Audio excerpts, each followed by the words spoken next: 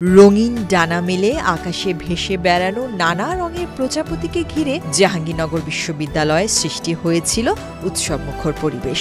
৫ December শুক্রবার দিনব্যাপী জহির রায়হান মিলনায়তন চত্বরে অনুষ্ঠিত প্রজাপতি মেলা দেখতে সকাল থেকেই ভিড় জমায় শত শত দর্শনার্থী।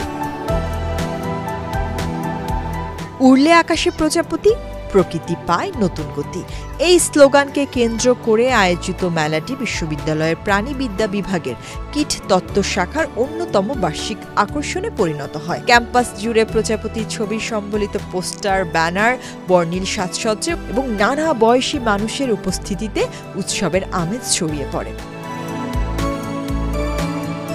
মেলায় শিশু কিশোরদের জন্য ছিল ছবি আঁকা প্রতিযোগিতা। ওদের স্বপ্ন পূরণে পাশে থাকতে পেরে আমরা গর্বিত। প্রজাপতি আকৃতির ঘুড়ি উড়ানো, আলোকচিত্র প্রদর্শনী, রচনা প্রতিযোগিতা এবং পাপেট শো।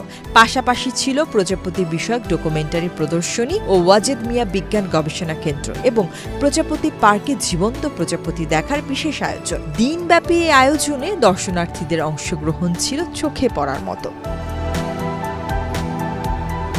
এবছর প্রকৃতি সংরক্ষণে অবদানের স্বীকৃতি স্বরূপ বন্যপ্রাণী বিশেষজ্ঞ ডক্টর আলী রেজা খানকে প্রদান করা হয় বাটারফ্লাই অ্যাওয়ার্ড।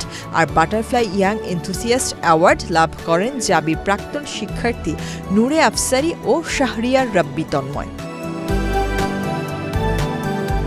উপাচার্য অধ্যাপক ডক্টর মোহাম্মদ কামরুল আহসান দুপুর 12টায় মেলার আনুষ্ঠানিক উদ্বোধন করেন। অনুষ্ঠানে আরও উপস্থিত ছিলেন উপাচার্য অধ্যাপক ডক্টর মোহাম্মদ মাহফুজুর রহমান, উপাচার্য প্রশাসন অধ্যাপক ডক্টর সোহেল আহমেদ, কোষাধ্যক্ষ অধ্যাপক ডক্টর মোহাম্মদ আব্দুর রব, জীববিজ্ঞান অনুষদের ভারপ্রাপ্ত ডিন অধ্যাপক মোহাম্মদ মাফরুহি সাত্তার সহ বিভিন্ন বিভাগের শিক্ষক কর্মকর্তারা।